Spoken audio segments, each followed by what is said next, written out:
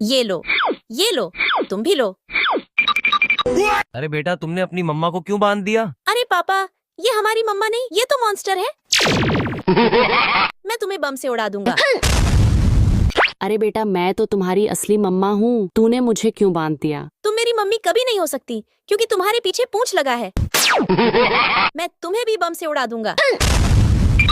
अरे बेटा, मैं तो तुम्हारी असली मम्मा हूँ, तुम मुझे खोल दो। नहीं, तुम मेरी मम्मी कभी नहीं हो सकती। तुम्हारा असली रूप देखकर सबका होश उड़ जाएगा। लेकिन वो देखने से पहले आप भी अपनी मम्मा से प्यार करते हो तो वीडियो को लाइक करके चैनल को सब्सक्राइब कर दो और कमेंट में आई लव मम्मा लिख दो। अरे वाह, ये तो मेरी असली मम्मा है।